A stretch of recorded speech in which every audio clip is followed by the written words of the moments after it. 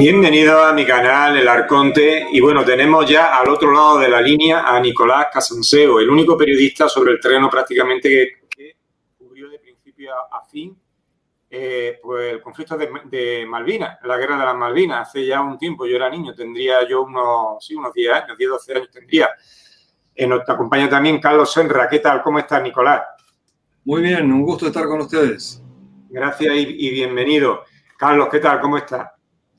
Bien, Pedro, gracias por poder acompañarte nuevamente. Un gran saludo, Nicolás. Y la verdad que emocionado de verlo a Nicolás recién en la previa, tal cual cada 2 de abril, tal cual cada vez que hay algo que se cruza por la mente o por la vista relacionado con Malvinas, tal cual cuando tenía 11 años y salíamos por la calle y ese 2 de abril era una euforia colectiva increíble.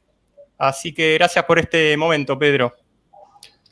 Pues muy bien, la verdad es que es un momento, lo que vivió Nicolás fue un momento histórico, tanto para la nación argentina como para una historia del mundo también, quiere decir, y es un testimonio, en fin, muy importante el que nos puede dar aquí en el Arconte. Nicolás, ¿cuándo te enteraste que te enviaban a ti solo, que iba a ser el único que iba a ir a cubrir esa guerra? ¿Qué pensaste? ¿Cómo te lo dijeron? ¿Cómo ocurrió todo eso? Bueno, yo me enteré el mismo 2 de abril. Yo ni siquiera estaba en el canal 7. Me habían recontratado unos días antes. Yo no sospechaba nada. Y el 2 de abril me entero de que habíamos recuperado Malvinas. Y yo tenía que ir a grabar mi promo de reingreso al noticiero. Y fui amargado porque me lo había perdido. Y cuando llego, pregunto a quién mandaste. No mandé a nadie, pero mandame a mí. Bueno, vete. Claro, lo tenía todo fríamente calculado, sabía que me gustaba ese tipo de coberturas y ahí de traje y corbata nomás me fui al sur ese mismo 2 de abril. Ese día no nos dejaron cruzar a las islas, recién cruzamos un grupo de periodistas el 3 y después intermitentemente yo salía y entraba durante abril porque no se podía transmitir en directo desde Malvinas por la tecnología de la época. Y había otros periodistas que visitaban Malvinas pero ninguno se quería quedar y ese fue el motivo por el cual después quedé yo como el que cubrió toda la guerra del principio al fin. Claro. Sí, Nicolás, en palabras del coronel Seyneldin, de quien hace poco volví a ver una de sus grabaciones, él decía que la Operación Malvinas se adelantó casi 2 meses por algún incidente que sería bueno que vos lo puedas comentar y explicar, y que además, si se hacía en el tiempo y forma previstos, iba a haber una ingeniería militar defensiva muy bien preparada, por lo cual la guerra hubiera sido posiblemente otra. ¿No es así? Yo no coincido con eso para nada. La guerra la desató Inglaterra, no fue Argentina la agresora.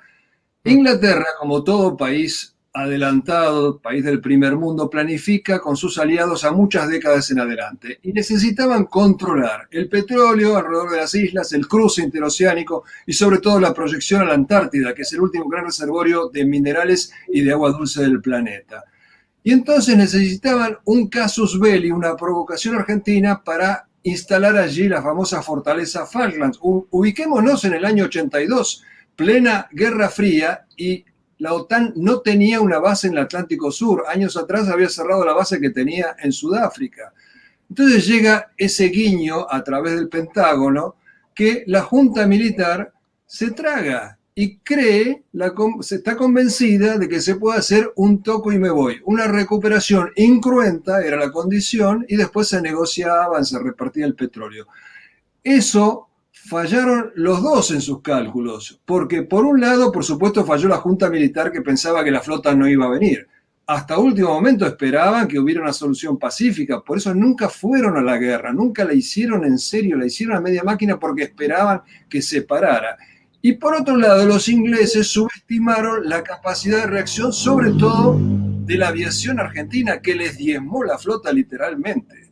Ellos habían pensado que era un paseo militar. Y bueno, hay un libro de un autor inglés, Julian Thompson, el brigadier Julian Thompson, que se llama justamente así, No Picnic. Fue muy duro para ellos y no lo digo yo, lo dicen los propios jefes militares ingleses, todos. Woodward, Thompson, Jeremy Moore, que estuvieron a un tris de retroceder.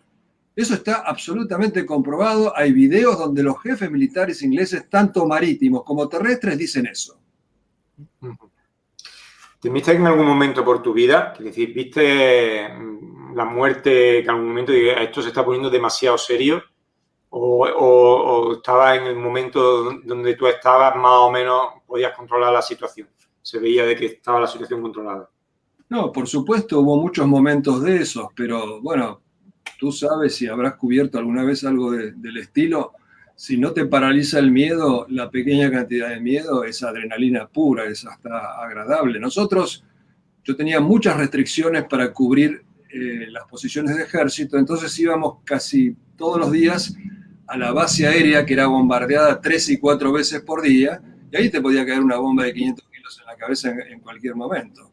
Así que sí, la situación era riesgosa, pero era desde el punto de vista de un periodista muy gratificante, profesionalmente y hasta humanamente, porque observar a los seres humanos en guerra, en situaciones extremas, y descubrir los verdaderos rostros, porque nadie puede mantener una careta en esas circunstancias, es muy apasionante.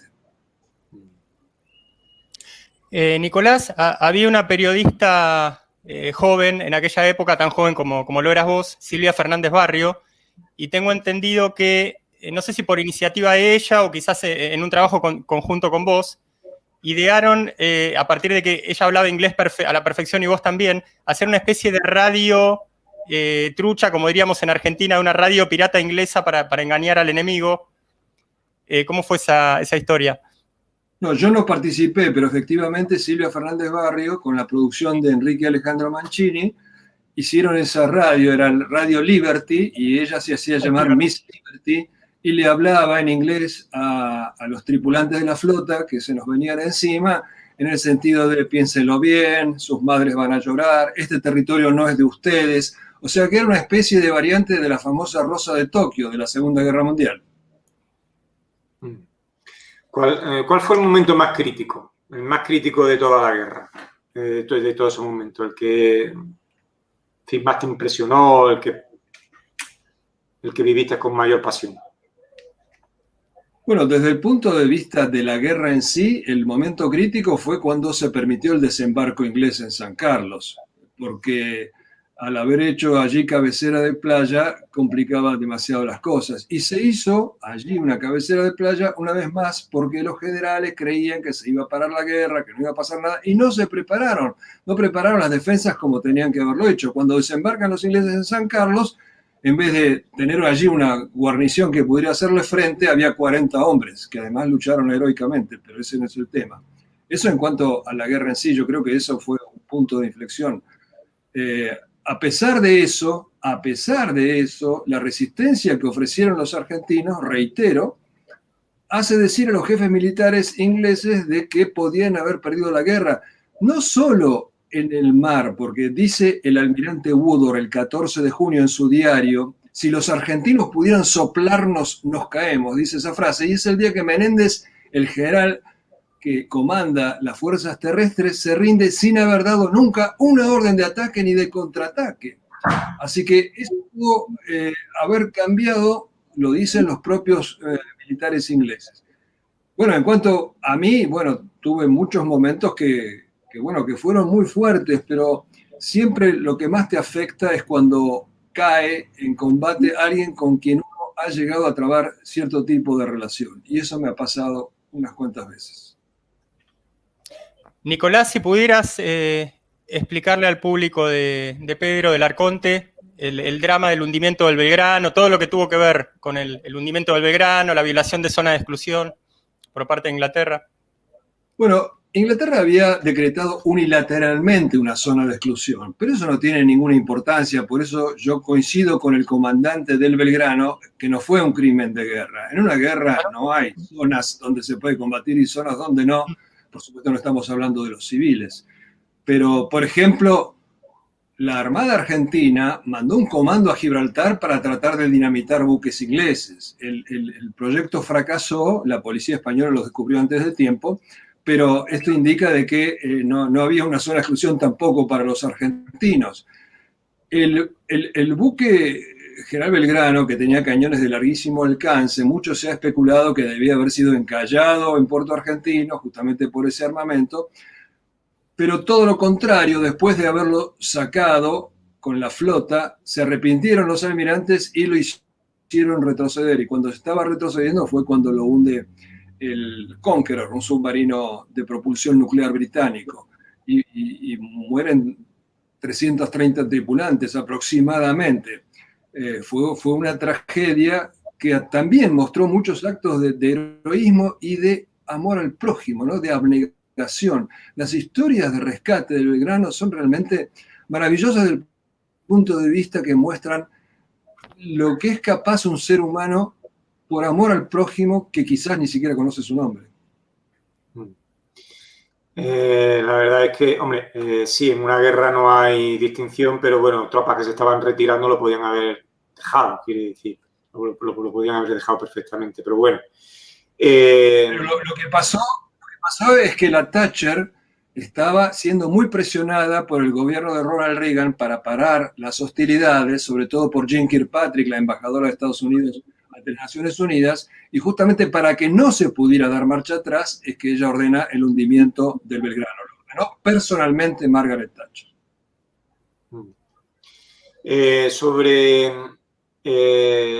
Yo me acuerdo perfectamente que era niño y aquí siempre desde Argentina, bueno, las noticias que venían de Argentina era siempre pues muy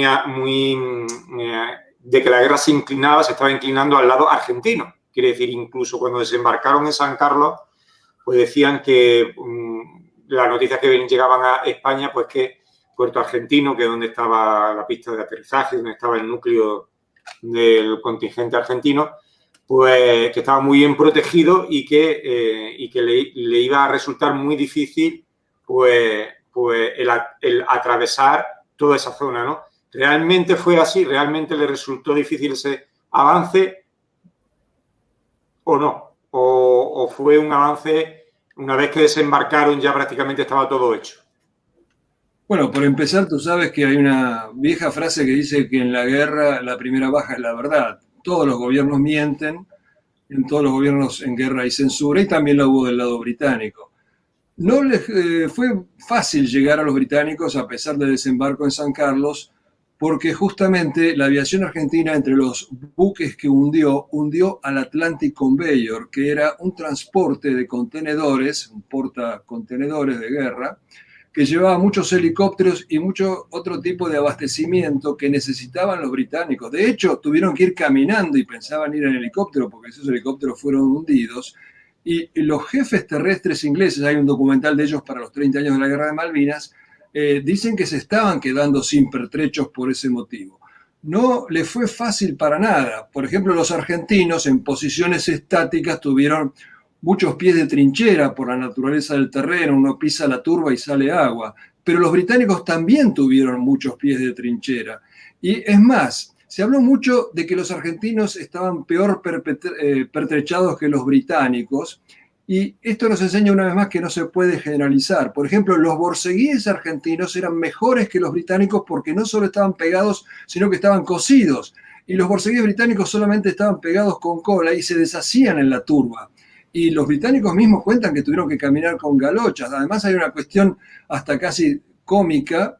El trofeo principal para los británicos era quitarle los borceguíes a un argentino. Y este brigadier general Thompson cuenta la anécdota de un cabo que encuentra un cuerpo de un argentino, piensa que está muerto y le quiere sacar los borceguíes, pero el argentino se estaba haciendo el muerto y pega un respingo con el consiguiente susto para el británico.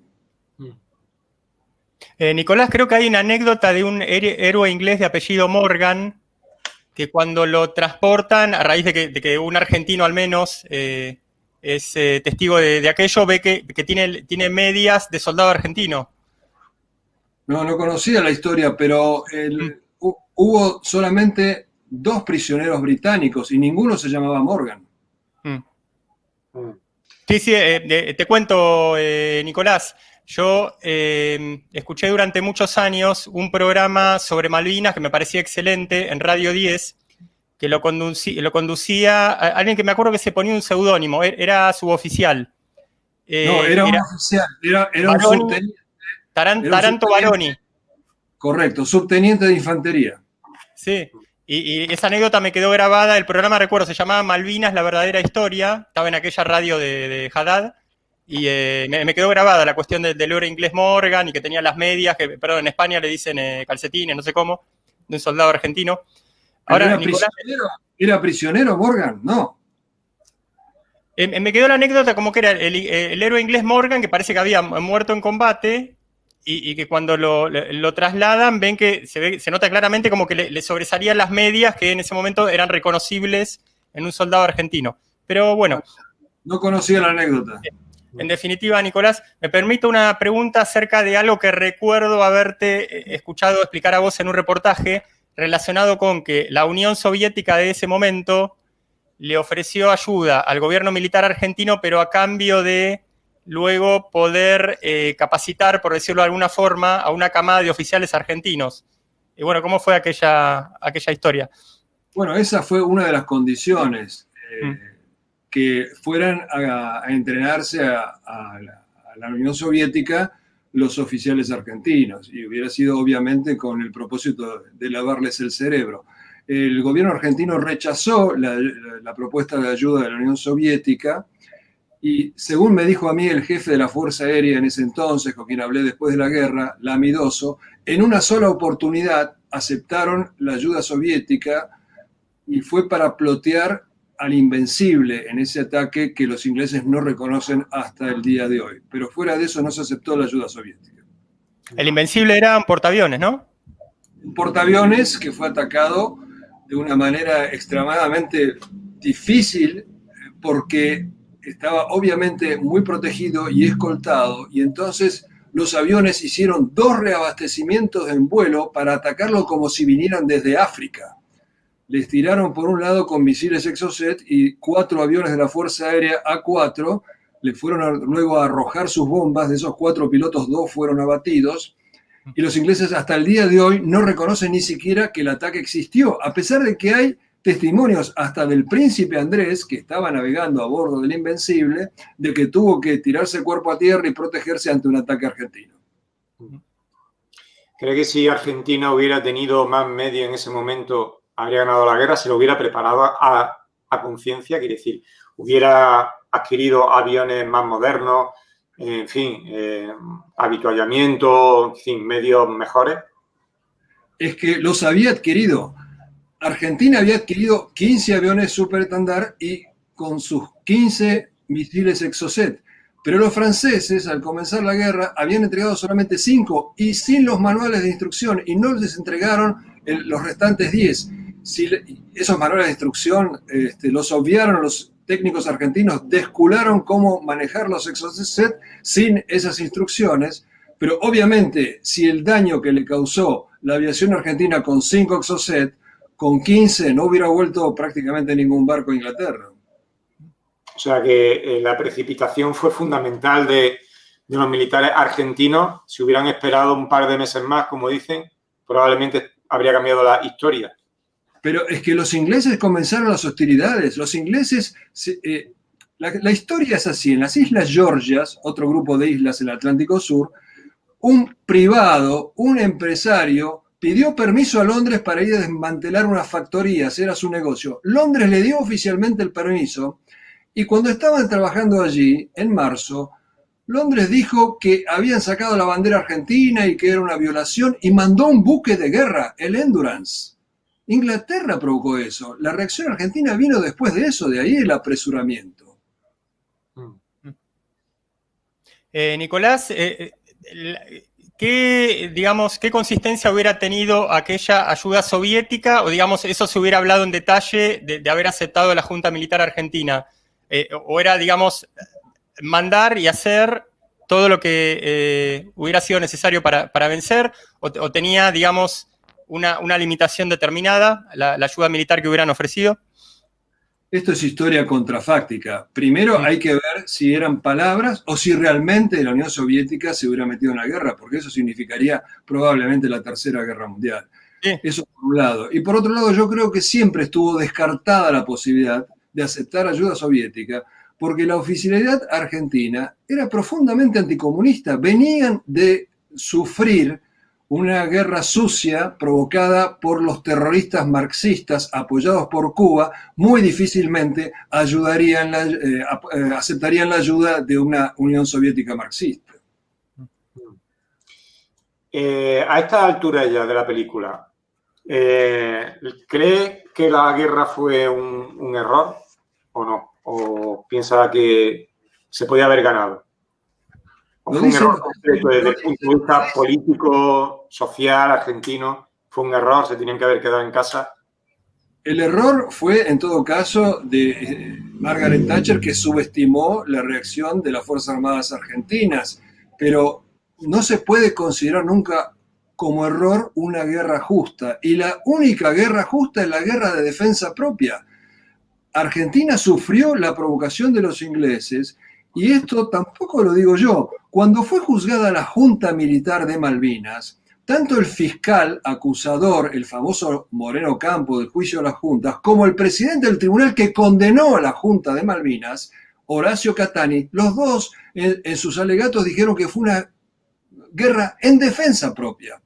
Entonces, acá si vamos a buscar un culpable, ¿quién desató la guerra? La desató Inglaterra, porque además de los factores geopolíticos y económicos que yo he mencionado, Thatcher estaba en su más bajo nivel de popularidad y pensaba que un paseo militar le iba a hacer recuperar la popularidad, cosa que después se verificó. Pero había otro elemento muy importante. Estaban desmantelando a la Armada Británica, que tanto poder tuvo, político, económico, militar, durante siglos. Habían ya puesto en venta sus portaaviones. ¿Y qué mejor que una guerra a 12.000 kilómetros de distancia para demostrar que los buques grandes todavía son necesarios? Porque la doctrina nueva decía en ese momento que no hacían falta los buques grandes, sino solamente submarinos misilísticos y lanchas rápidas. Hubo muchos factores que impulsaron a Inglaterra a esta agresión, que está completamente probada, porque esa flota de 114 barcos nunca pudo haberse armado en 2 semanas, como ellos dijeron. Transformar un buque de turismo en un buque hospital, otro buque de turismo en un buque portahelicópteros, eso en 2 semanas no se hace. Ya. Nicolás, perdón. Sí, Nicolás, no. Entre el 2 de abril y la llegada de la flota inglesa hubo todo un juego de supuestas negociaciones, que a eso va la pregunta, ¿qué entidad tenían realmente esas negociaciones? Entre el aquel entonces canciller argentino Nicanor Costa Méndez y un tal Alexander Haig.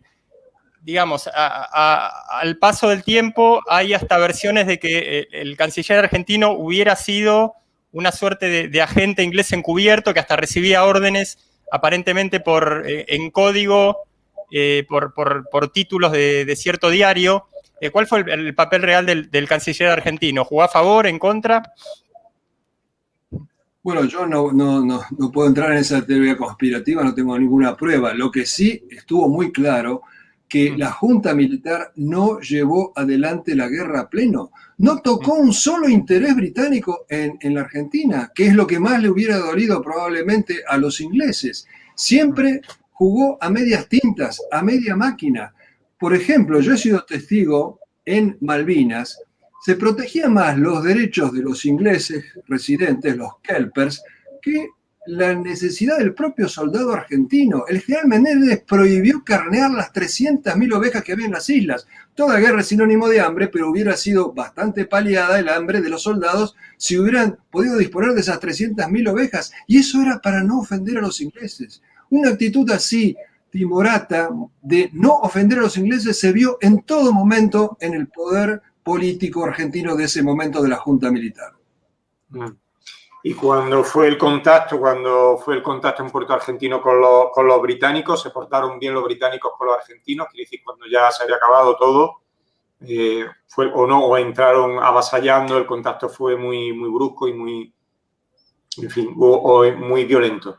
Mira, yo no presencié eso porque afortunadamente horas antes de la rendición me fui en el último vuelo del Hércules, salimos bajo fuego porque yo no quería ni rendirme ni entregar los materiales ni los equipos. Pero te puedo decir que en general fue una guerra de caballeros, con sus excepciones, porque toda guerra es barbarie, pero se respetaba al enemigo dentro de ese marco de barbarie que es cualquier guerra. Hasta hubo una ponencia en Trieste, en un congreso de historia, donde decía que en la guerra de Malvinas fue la última guerra en que se usaron códigos de honor propios del siglo XVIII. Nicolás, hubo al menos dos cuestiones conmovedoras durante el transcurso de la guerra en el continente, que fueron, por un lado, la gran cantidad de voluntarios, sobre lo cual en tu Facebook publicaste hace poco un video que era un reportaje a chicos argentinos con el traje de secundario yendo a inscribirse como voluntarios. Y la madurez con la que hablaba cada uno realmente era increíble. Y otra, la colaboración de los países latinoamericanos hermanos. Sí, bueno, esta es también una cosa que se ha olvidado, o a propósito o sin querer, y es que realmente la guerra ocurrió porque los civiles la plebiscitaron. Si uno va al video de Galtieri en el balcón cuando llega el general Haig, cada vez que Galtieri decía yo presidente, lo silbaban, lo abucheaban, y cuando decía les presentaremos batalla, lo ovacionaban. La gente hizo clara diferencia entre la causa nacional Malvinas y el gobierno de ese momento. Inclusive, como bien decís, había muchos voluntarios de edades del secundario, esos no eran ni siquiera anotados, pero hubo 200.000 civiles adultos que se anotaron para ir a combatir a Malvinas y no los dejaron ir. Y en los países limítrofes, en Bolivia, en Perú, ni hablar, en España mismo hubo voluntarios para ir a pelear en Malvinas. El entrenador de los pilotos argentinos de avión Dagger, un israelí, se presentó como voluntario. Israel, nada que ver con la Argentina aparentemente, pero es que mucha gente vio que era una causa noble, era David contra Goliat. Por aquí hay una pregunta, dice, ¿Argentina podría hacer un acuerdo con Inglaterra para recuperar las Malvinas como hizo China con Inglaterra para recuperar Hong Kong? ¿Estaría de acuerdo con esa afirmación? ¿Quiere decir que podría hacerlo Argentina como ha hecho China? Yo tengo mi propia opinión, pero bueno. Bueno, China es una potencia y los ingleses, como cualquier país del mundo, solo respetan la fuerza. Todas las conversaciones, la cháchara diplomática no sirve de nada si no tenés atrás un buen ejército. Lo decía Federico Grande de Prusia, una diplomacia sin un fuerte ejército atrás es como una orquesta sin instrumentos. Evidentemente, y yo pienso que Argentina siempre ha podido recuperar las Malvinas de forma pacífica si hubiera apostado por armamento nuclear. Es decir, no para tirarlo, sino con el simple hecho de tenerlo. Con el simple hecho de tenerlo. De hecho, un técnico, un científico argentino de apellido Guerrero había preparado el famoso misil Cóndor, que tenía autonomía como para llegar a Malvinas. ¿Y qué hizo el gobierno argentino? Esto fue después de Malvinas. Lo desmanteló y eso hubiera sido el factor de presión que justamente usted menciona. Efectivamente, los británicos no se van a ir si no le enseñan los dientes. Por supuesto. No se van a ir de ningún lado. Si se han ido de China es porque saben que China le puede zumbar, le puede arrear. Así es. Cuando se dieron cuenta, ¿cuándo os disteis cuenta allí que estaba todo perdido? Que ya no había nada que hacer. ¿Cuándo fue el momento, el crítico ese? En realidad, uno veía que Menéndez nadaba en la pasividad y esperaba una reacción que no aparecía. El gobernador argentino en las islas. Gobernador militar y jefe de la guarnición. No solo era el gobernador, sino que era el jefe de la guarnición Malvinas. Y uno veía esa pasividad y sí, se angustiaba. De hecho, gente de inteligencia de la Fuerza Aérea que festejó mi cumpleaños en Malvinas, lo cual agradecí muchísimo, me contó hasta casi el día en que se iba a rendir Menéndez. Cuando uno veía esa pasividad, se desesperaba. Además, hay acá una cuestión que muchos dicen, bueno, no tenía sentido dar una batalla final porque igual iba a ser un derramamiento de sangre sin posibilidades de vencer. Más allá de que esto también es contrafáctico, yo sostengo, porque lo vi, Menéndez no se rindió el 14 de junio, Menéndez llegó rendido a las islas cuando vino en abril. O sea, su mentalidad era derrotista ya, ¿no? Absolutamente pasiva, absolutamente. Pero además era un cuidado de las formas, de vestir atildado. Inclusive los generales castigaban a los soldados o oficiales que estaban mal afeitados. Pero cuando llegó la hora del combate, ninguno fue a ponerse al frente de las tropas.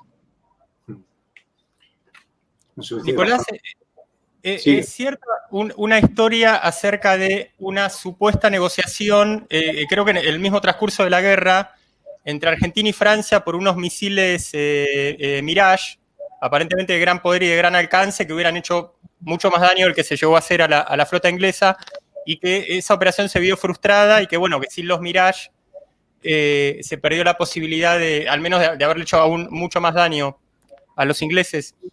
No, la operación frustrada fue esta, de la compra que ya había hecho Argentina de los Exocet para los aviones superestandar. Claro. ¿Fue un factor determinante el haber llenado a lo mejor de soldados de reclutamiento? Por ejemplo, haberlo llenado las Islas Malvinas de soldados, por ejemplo, siempre que son fuerzas especiales como paracaidistas, fuerzas paracaidistas, fuerzas, en fin, fuerzas más profesionalizadas, ¿no? De las que Argentina disponía y que muy buenas tropas se quedaron en el archipiélago, quiere decirse que, bueno, en el continente, quiere decir, no fueron a la isla. ¿Eso fue otro error? Bueno, acá hay varios factores. Primero y principal, la Argentina tenía que también poner tropas ante una eventual posibilidad de que atacara Chile. Recordemos que en el año 78 Argentina estuvo a punto de arrasar con Chile porque era inmensamente superior militarmente. Ya habían despegado los aviones argentinos en dirección a blancos chilenos cuando esto fue parado. Así que se temía que Chile podía aprovechar la oportunidad de la guerra con Inglaterra y había que proteger esa frontera. Ese fue uno de los factores.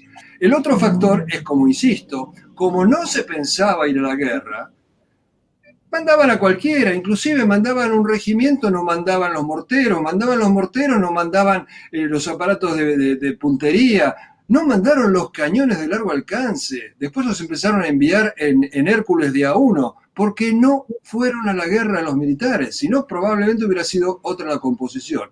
Y tercer razonamiento, a pesar de que eran soldados de 18 años, pelearon con honor y valor, a tal punto que una vez más los reconocen los ingleses y en el país se oculta esto. Hay un soldado que es emblemático, pero hubo muchos así, Oscar Ledesma de la Carlota de Córdoba, que con 2 meses de instrucción abate en el combate de Darwin nada menos que al jefe de los paracaidistas ingleses, al teniente coronel Jones. Y así hubo muchos ejemplos. Se habló de que estaban mal entrenados los soldados argentinos. Es otra generalización falaz, como todas las generalizaciones, porque un soldado está bien entrenado de acuerdo al jefe que tiene. Bueno, Ledesma tenía un jefe que era jefe por la gracia de Dios, el teniente Esteves, muerto en combate, que había convertido a sus soldados en un puño de hierro. Y acá en nuestro país se ha desmerecido a los soldados llamándolos chicos de la guerra, implicando que solamente eran dignos de lástima. Y este remoquete sigue hasta el día de hoy, cuando la gente no se detiene a pensar que los ingleses tenían hasta soldados de 17 años y de 16 años, está documentado. Nicolás, ¿podrías hacer una semblanza del héroe Poltronieri?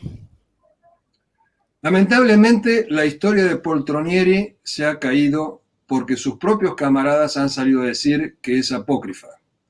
Esto pasa también en las guerras, ¿no? Y que hay héroes que no lo son y obtienen el reconocimiento y la fama, y hay otros que realmente lo son y pasan desapercibidos. ¿Qué fue lo Pero que digamos, sí. Me confunde cuál sería tu visión acerca de Poltronieri, que aparentemente es el soldado más condecorado de la guerra, que llegó a descargar hasta la última bala de una ametralladora, arriesgando, más que arriesgando su propia vida? Mira, desde el inicio la historia de Poltronieri no era muy verosímil, pero todos quisimos creer en él, sobre todo que la jefatura del ejército lo había condecorado con la máxima condecoración. Nunca fue muy coherente el relato de él. Uno con una ametralladora Mac, como cuenta él, no se puede quedar horas. Por la cadencia de tiro de la Mac, nadie podría quedarse horas deteniendo a los ingleses. Tampoco es verosímil para nada. Él dice, lo dijo siempre, que él le tiraba a los ingleses caían, pero luego se levantaban y seguían caminando porque tenían chaleco antibala. una ametralladora Mac perfora cualquier chaleco antibala. Bueno, no era muy lógico, pero todos quisimos creer en este superhéroe hasta que comenzaron a hablar sus camaradas, y sus camaradas confirmaron que esto era una historia apócrifa, muy lamentablemente. Hubo otros ejemplos que no se conocen. Por ejemplo, los ingleses cuentan en un documental, lo cuenta un suboficial inglés, que avanzando en Monte Longdon, de repente sale de detrás de una roca, un soldado argentino les dice, ¡hey, hombre! Y les empieza a tirar desde la cintura, al descubierto. El soldado que va delante del suboficial cae muerto, este suboficial es herido, y cuenta este suboficial inglés que para desalojar al soldado que les estaba tirando, tuvieron que tirarle con un misil antitanque. Y no se conoce el nombre de este soldado. ¿Cuál es de los momentos que más le impresionó o impactó de todo ese tiempo vivido? Lo que tienen más grabado en la imagen. Bueno, hay muchas historias, pero por supuesto que lo que más impresionaba era el coraje de nuestros pilotos.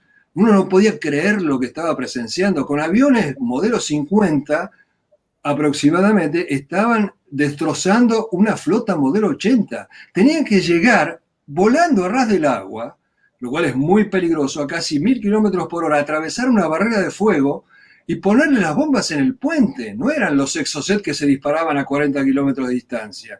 Y así diezmaron a la flota inglesa. Realmente había que pellizcarse para creerlo, era muy difícil, era emocionante.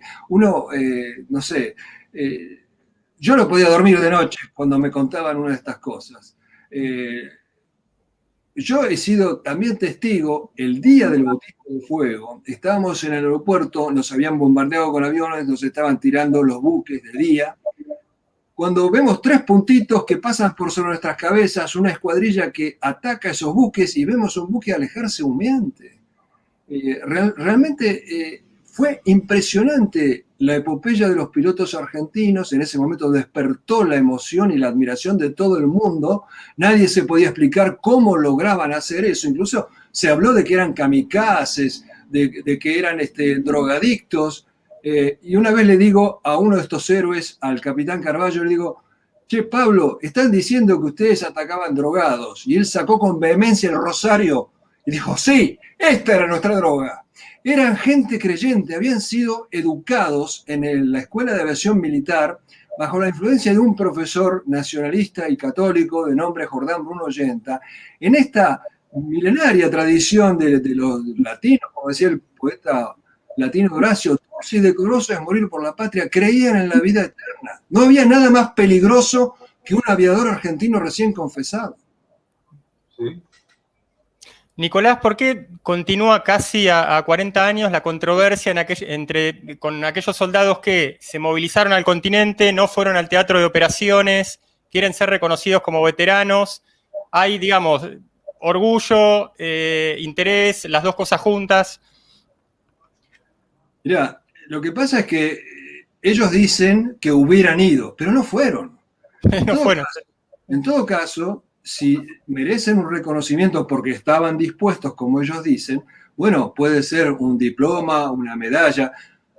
Quieren dinero porque los veteranos que sí estuvieron cobran una pensión. A mí no me importaría siquiera si al gobierno le sobra dinero que le den ese dinero, pero nunca pueden llamarse combatientes porque no combatieron. Inclusive el humor popular argentino los ha bautizado de una manera demoledora. Son los casi boys. Casi voy a la guerra. Y los soldados que sí fueron le dicen, y yo casi no vuelvo. No es lo mismo. Hubo momentos de euforia, de creer que se derrotaba a los británicos, ¿no? Supongo.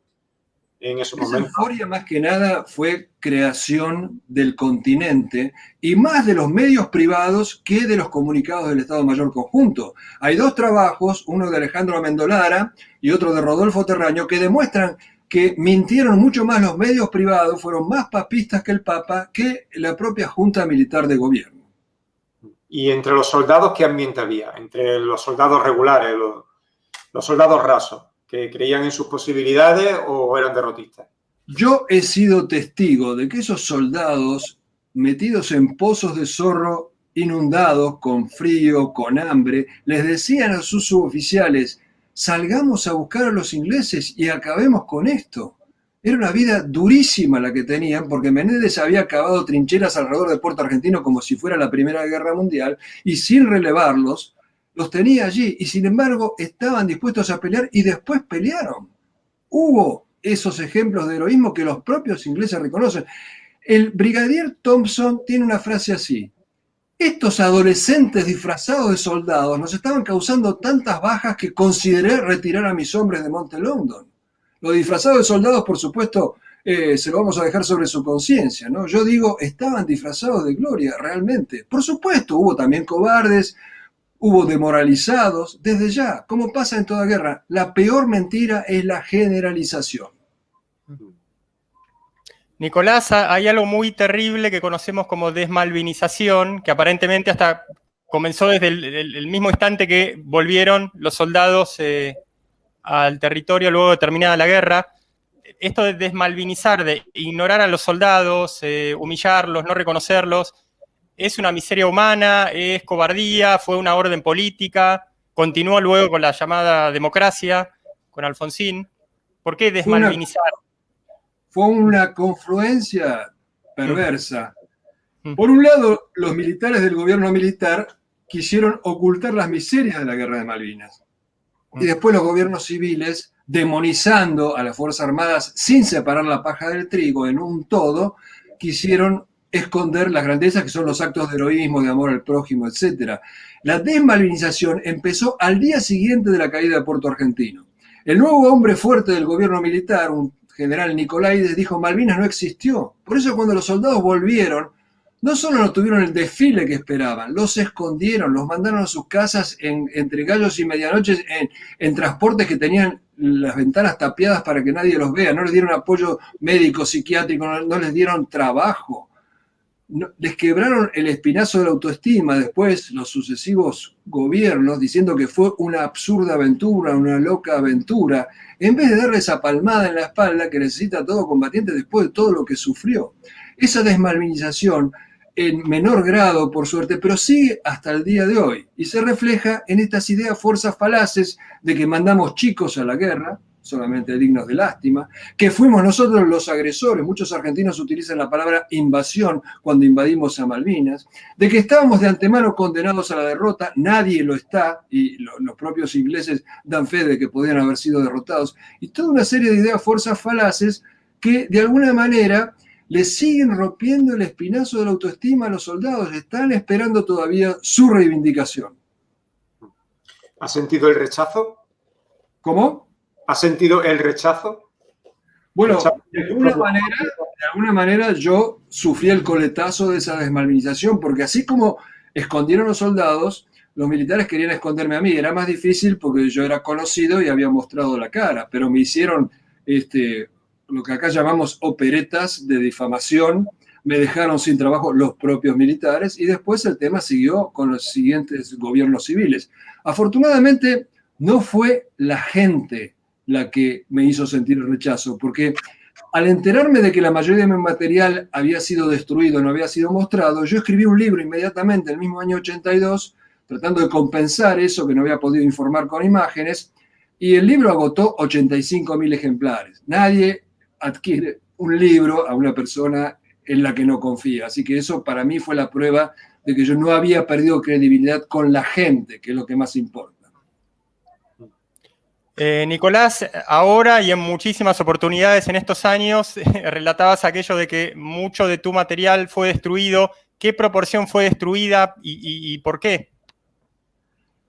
Bueno, la censura obviamente es un común denominador en todas las guerras, pero fue muy absurdo el sistema por el cual yo recién cuando vuelvo me entero de que habían desaparecido la gran mayoría de mi material.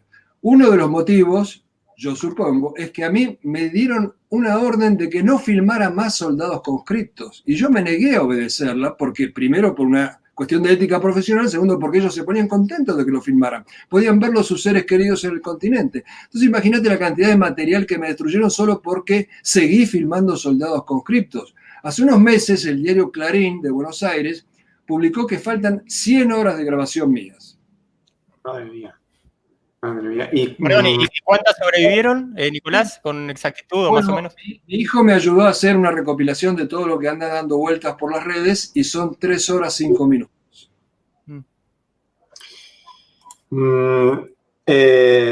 ¿Conoce al teniente Esteves? No lo llegué a conocer personalmente, pero sí, obviamente, a sus hombres y conozco muy bien su historia. Un hombre con una historia extraordinaria, porque es el hombre que murió 2 veces. Él hizo el curso de entrenamiento de comandos, que en ese momento en la Argentina era muy exigente, y tuvo un paro cardíaco. Se murió y lo resucitaron durante el curso de comandos. Y como tenía evidentemente una premonición, antes de partir al combate, le escribe una carta a su padre, que es una carta maravillosa, donde se despide y le agradece haberlo formado como lo había formado. Y en el combate de Darwin, él herido, después de un contraataque que él conduce, sigue protegiendo a sus hombres, le dice a fulano ponete el casco, sigue disparando, sigue comunicándose con los artilleros hasta que un último balazo le pone fin a su vida. Y era tan fuerte el fuego enemigo sobre esas posiciones que cuentan sus soldados que tomaron el cuerpo de Esteves y lo pusieron como una barricada más encima del pozo. O sea que él seguía protegiendo a sus soldados aún muertos. De hecho, cuando termina el combate, era irreconocible su cadáver y lo tuvo que reconocer otro oficial por la manera en que se ataba los cordones de los borceguíes. La verdad es que impresionante. Bueno, si no lo conocéis al sargento Esteves, no, perdón, era Roberto Esteves. Teniente. Bueno, dice, le escribe una carta a su padre antes de salir al combate y bueno, y le dice a su padre: gracias por ser católico, argentino, hijo de sangre española, gracias por ser soldado, gracias a Dios por ser como soy, como es el fruto de ese hogar que donde vos sois el pilar. Hasta el reencuentro, si Dios lo permite, un fuerte abrazo. Dios y patria o muerte, Roberto. O sea, el final de su carta, la verdad es que soberbia, ¿no? El final, sobre todo, el final. Una carta que debería ser leída en todas las escuelas de la Argentina y que es desconocida. ¿Qué creería, qué pensaba, qué crees que ahora mismo que haría falta para que Argentina recuperara Malvinas? O sea, Primero y principal, la Argentina tiene que ser recuperada ella misma, porque la Argentina está en una decadencia atroz. Pero a mí muchas veces me preguntan, ¿tú piensas que la Argentina va a poder recuperar Malvinas? Y digo, no sé, lo que sí sé es que Malvinas puede recuperar a la Argentina, los valores de Malvinas, esos valores eternos que no se pueden transmitir en discursos, sino solamente como ejemplo, el coraje, la abnegación, la misericordia, el amor al prójimo, todo eso de que hicieron gala nuestros combatientes en Malvinas. Si se conociera en la Argentina, podría cambiar a este país y levantarlo de las rodillas en que se encuentra. Para recuperar Malvinas, además, y eso de levantarse de las rodillas, esto es un ingrediente fundamental, tiene que volver a tener Fuerzas Armadas. En este momento carece de Fuerzas Armadas. Y si carece de Fuerzas Armadas, nadie la va a escuchar y no va a poder aprovechar quizás oportunidades que se van a presentar. Una de ellas es que Inglaterra está al borde de una implosión demográfica. Los ingleses no se reproducen más, están inundados de musulmanes y de africanos que sí lo hacen. El alcalde de Londres es inglés y de muchas otras ciudades. Inglaterra se está retirando del campo internacional, se está aislando, salió del Brexit. Escocia se quiere independizar. El día que se produzca la implosión demográfica inglesa, no van a poder seguir manteniendo una colonia a 12.000 kilómetros de distancia. Si en ese momento la Argentina está de pie, puede recibir de nuevo Malvinas como una fruta madura, pero primero tiene que ponerse de pie el país. Sí, bueno, Gran Bretaña está al borde de implosionar, no solo por eso, sino por otros muchos factores como el Brexit, en donde Escocia, por ejemplo, ya ha dicho que quiere un nuevo referéndum. Después de Escocia, pues iría a Irlanda del Norte, en fin, pues es posible que se quedara hasta Inglaterra sola. Quiere decir, social y políticamente, Inglaterra, Gran Bretaña, la verdad es que lo tiene muy, muy, muy mal. Y soy objetivo, ¿eh? No quiero tirar ni para una parte ni para la otra. Veo la realidad y Gran Bretaña lo tiene muy mal para el futuro. ¿Tú sabes con qué nombre en Gran Bretaña ha sido en los últimos años anotados la mayor cantidad de niños que nacen en Gran Bretaña? No es ni Johnny, ni Frankie, ni Tommy. Muhammad. Sí. Bueno, en ese peligro también está España, ¿eh? En ese peligro también está incluida, pero por otros motivos. Quiere decir, en España el problema es la Unión Europea, quiere decir, y la partitocracia, los partidos políticos, quiere decir. Pero es diferente. Pero aquí en España no tenemos tasa de reemplazo. No tenemos. Quiere decir, no hacen niños para reemplazar por las políticas antinatalidad de los diferentes gobiernos. No porque, quiere decir, ha sido algo... Y casi igual... Pienso que ha pasado en Gran Bretaña fruto de pertenecer a la Unión Europea. Quiere decir, arrastramos eso fruto de pertenecer a la Unión. Carlos. Sí, Nicolás, así como hubo un Versalles que humilló a la Alemania post Primera Guerra Mundial, porque le mutilaron territorio, flota, minas... Entonces, en paralelo, así como la guerra de Malvinas fue planificada, lo que algún autor llama el Versalles argentino, que fue aquel tratado que firmara Menem unos años después, ¿también estaba planificado?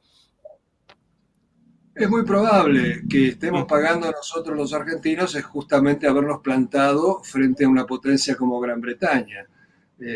Una vez más, esto es conspirativismo, pero hay un dato muy importante y es que durante la Guerra de Malvinas, el Servicio de Inteligencia de la Armada puso micrófonos en la oficina de quien era el representante de la CIA y en ese momento obviamente el representante de los intereses británicos, y están las grabaciones esas, no han sido publicadas, y por esa oficina circularon políticos, militares, sindicalistas, abogando por la derrota argentina. Así que evidentemente, como en cualquier otro país, acá también hemos tenido nuestros traidores. Estados Unidos jugó un papel fundamental en la derrota de Argentina, en las Malvinas. Mira, lo dice el jefe en ese momento, el ministro de la Armada de Estados Unidos. Se llamaba John Lehman. Hay un video, esto no es una cosa que alguien haya podido escribir y tergiversar. John Lehman, en un video que se llama Oceans Apart, dice: si Estados Unidos no le hubiera dado los misiles Sidewinder L a Inglaterra, con los cuales fueron abatidos la mayor cantidad de aviones argentinos, Inglaterra perdía la guerra. Así que imagínate cuánta importancia tuvo la ayuda de Estados Unidos. Ay, Nicolás, y yo agrego, ¿y sin la ayuda chilena? Esa ha sido sobredimensionada. Los chilenos... Sí, nos mantuvieron en guardia algunas unidades a lo largo de la Patagonia. Sí, le transmitían a los ingleses las salidas de nuestras escuadrillas, con lo cual las escuadrillas tenían que hacer malabares para despistar a los chilenos, pero obviamente la derrota no se debió a la participación de Chile. Durante... vio combate en directo, quiere decir a los Sea Harriers sí supongo que lo vio pasar montones de veces sobre puerto argentino, pero pudo filmar combate en directo de tierra, de soldados. Combate de infantería no, porque justamente en ejército era donde más estricta era la censura que se me imponía y me tenían cercado en los movimientos en las posiciones de ejército. Motivo por el cual, como ya le había contado, íbamos con mi camarógrafo, Alfredo Lamela, a la base aérea, que era bombardeada varias veces por día, y ahí teníamos las escenas de combate.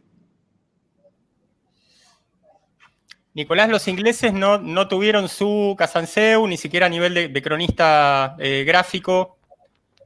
No, ellos tuvieron periodistas que los acompañaron en los buques y después marcharon con los soldados por tierra hasta Puerto Argentino. Una cosa interesante es que Inglaterra durante todo el conflicto dijo que el aeropuerto había sido destruido y cuando los periodistas ingleses llegan hasta el aeropuerto y ven que sigue funcionando normalmente, estaban muy enojados porque les habían mentido. De hecho, yo mandé una tarjeta a una amiga que tenía en Londres y ella la recibió. Durante la guerra se la mandé. Y estaba también indignadísima porque decía, acá nos decían que las islas estaban bloqueadas, que no podía pasar ni un pájaro. ¿Qué es lo que le faltó? Quiere decir, si el aeropuerto estaba intacto, se podía haber transmitido un puente aéreo, ¿no? Hubo puente aéreo todo el tiempo, pero de aviones de carga, los Hércules y Fokkers de la Armada. Fue un puente aéreo extraordinario. El heroísmo de esos pilotos de transporte en máquinas lentas, no blindadas, de la cual ni siquiera te podés eyectar, y se metían en la boca del lobo, eran nuestro, digamos, oxígeno del continente. Venían a traernos lo que se habían olvidado de llevar los generales en su momento: cañones, municiones, medicamentos, se llevaban a los heridos. Y no solo eso, esos aviones de transporte, como se nos había terminado, ya no funcionaban, eran demasiado viejos los aviones de exploración, hacían exploración para avistar al enemigo, o sea, volaban a ras del agua, lo que los protegía de no entrar en el radar de los ingleses, pero después se tenían que elevar para marcar los blancos.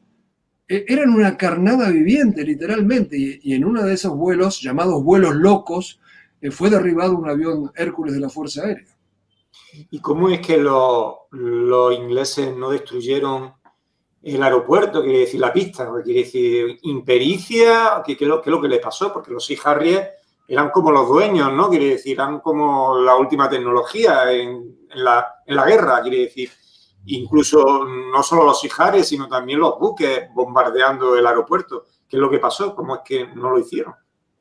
Bueno, la explicación, y yo lo he vivido personalmente, al principio venían rasantes, pero después de varios derribos, empezaron a tirar las bombas desde 7, 8 mil pies de altura, al voleo, y las bombas no caían con precisión, porque no se arriesgaban a venir bajito.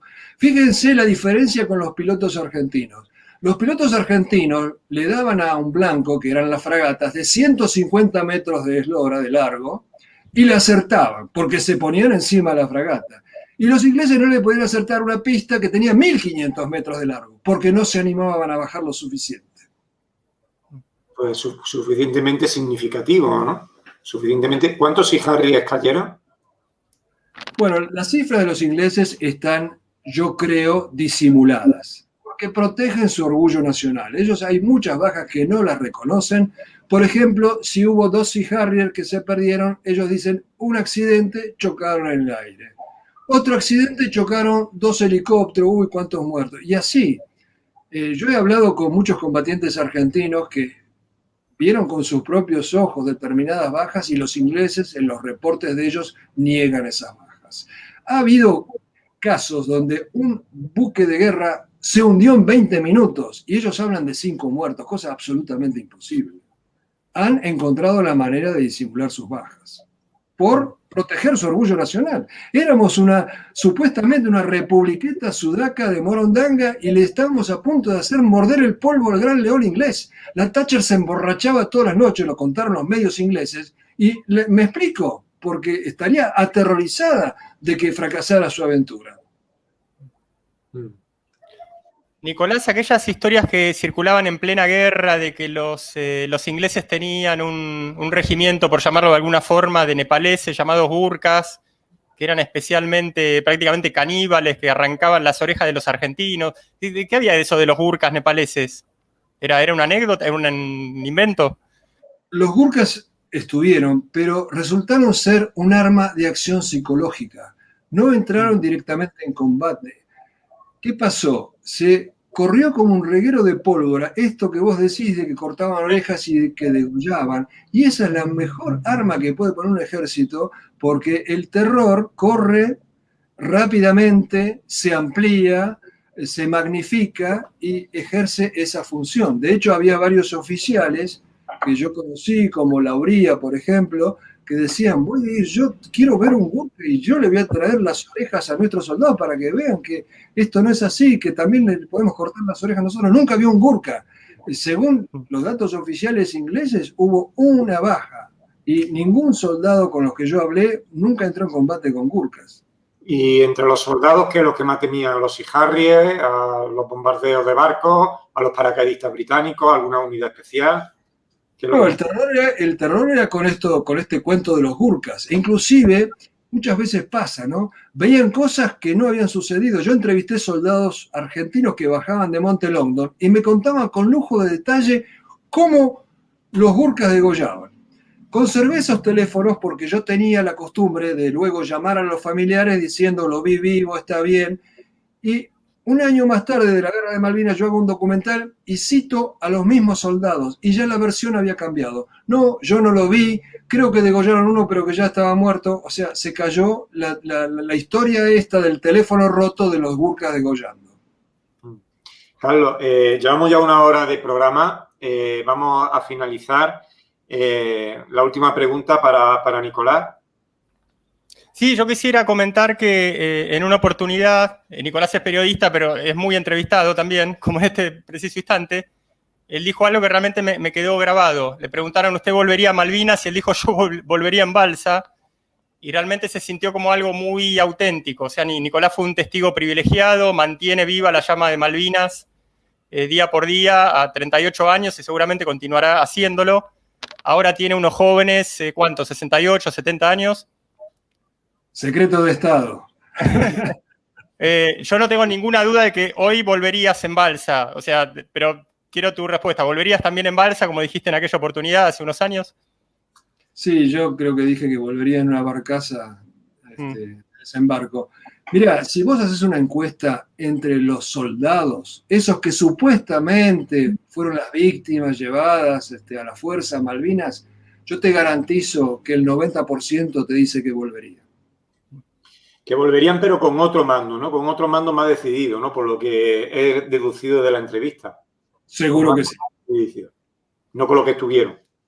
Seguro que sí. O sea, no con los oficiales de baja graduación e intermedios, que muchos se lucieron, pero no con ese generalato. No con ese generalato. O sea, mal dirigidos, estuvieron mal dirigidos. Hombre, eso es indudable, por eso perdieron por lo mal dirigido que estuvieron. ¿Algún mensaje final, Nicolás, para la audiencia? Bueno, yo digo que es muy difícil valorar un hecho histórico cuando uno está muy pegado de narices cerca de él. Hace falta tiempo para darse cuenta de la significación y la magnitud. Y yo, después de 38 años, yo veo muy claramente, quizás con un paso de unos pocos años más lo vea el resto de la población argentina, que fue una gran epopeya histórica. Por supuesto, como se ocultó, hay muchas dificultades para que la gente tome conciencia de eso. Pero yo estoy absolutamente seguro que en 50 años la Guerra de Malvinas va a estar a la par de la otra gran epopeya argentina, que fue el cruce de los Andes del General San Martín. Pues muy bien, ya despedimos el programa. Nicolás, ¿dónde te pueden encontrar la gente que quiera saber más? Bueno, yo tengo un canal de YouTube que me ha armado mi hijo, se llama YouTube Nicolás Casanseu, y ahí pueden ver los videos que han sobrevivido, de los que grabamos con mi camarógrafo, y también videos nuevos que yo he hecho después de la guerra, sobre la Guerra de Malvinas. Y tengo 2 libros publicados sobre el tema, uno se llama Malvinas a sangre y fuego, y el otro La pasión según Malvinas. Pues visitaremos el programa sin duda. Ese canal de YouTube seguro que lo voy a visitar. Yo personalmente seguro. Carlos, ¿y a ti dónde te pueden encontrar la gente? Sí, mi canal de YouTube EHCI, mi canal de Telegram EHCI, Prensa Alternativa y Educación Integral, y mi página web educacionhumanaci.com. Muy bien, espero que os haya gustado la entrevista. Despedimos ya aquí a nuestro gran invitado de hoy, porque desde luego esto es un testimonio histórico de lo que pasó. Y como siempre, para más información en mi web, elarconte.com. Y si queréis que os lleve la noticia al móvil, nada más que tenéis que apuntar a mi canal de Telegram, El Arconte. Gracias y hasta la próxima. Gracias, Carlos y Nicolás, a los dos. Muchas gracias, Pedro y Carlos. Un abrazo. Hasta luego.